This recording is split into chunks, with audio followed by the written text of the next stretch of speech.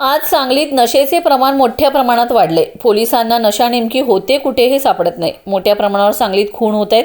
नवीन वर्षाच्या सुरुवातीलाच ओपनिंग खुनाने झाले। या सर्वांचा उहापोह करणारी पुस्तिका महापालिका क्षेत्राचा पंचनामा म्हणून आम्ही काढली।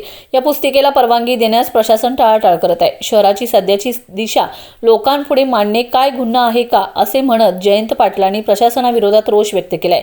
जयंत पाटील म्हणाले, आम्ही विनंती केली की आम्हाला परवानगी द्यावी। लोकशाहीत कोण कुणाविरोधात बोलतंय हे महत्त्वाचं नाही, ते खुल्या मनाने परवानगी देतील अशी आशा आहे। पुस्तिका काढण्यासाठी प्रशासन मज्जाव करत असेल तर ते चुकीचं आहे। आजही सांगली शहर ड्रगच्या विळख्यात आहे। हे चूक आहे का? या शहरात मोठ्या प्रमाणात गुन्हे झालेत। अनेक प्रश्न प्रलंबित आहेत। हे प्रश्न सांगण्यासाठी आम्ही पुस्तिका काढली। अजूनही त्यांनी नकार दिला नाही। त्यांच्या परवानगीची आम्ही वाट पाहतोय असेही ते म्हणाले। खुनाची मालिका या शहरात आहे। आम्ही एक पुस्तिका काढली, सांगली शहराचा पंचनामा।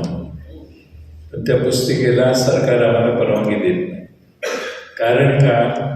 या शहरात नशेबाज काय काय झाले त्याच्या बातम्या वर्तमानपत्रात आल्या, त्या आम्ही एकत्रित केल्या, त्या छापल्या। खुनाची मालिका मागच्या वर्षी झाली, यावेळी तो ओपनिंगलाच 2 खून झाले। ओपनिंगला कायदा व सुव्यवस्था राखण्याची जबाबदारी ज्यांची होती, जे परवा येऊन आश्वासनं देऊन गेले, हे आम्ही काढलेलं आहे। पण हे तुम्हाला देण्याला आम्हाला बंदी आहे। का बंदी आहे? तर याच्यात या जिल्ह्याच्या प्रशासनाच्या विरोधी सगळ्या बातम्या आहेत। हे जे सगळ्या बातम्या आहेत या वाचल्या तर तुम्ही तिकडं मतदानही करणार नाही याची आम्हाला खात्री आहे। त्यामुळं या सगळ्या बातम्या वर्तमानपत्रात आलेल्या आहेत बरं का, आम्ही काही बातमी दिली नाही। वर्तमानपत्रात आलेल्या बातम्या आम्हाला छापून लोकांपर्यंत द्यायला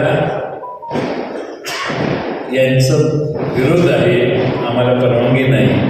आणि म्हणून आपल्या सगळ्यांना माझी विनंती आहे की थोडासा विचार यावेळी करा।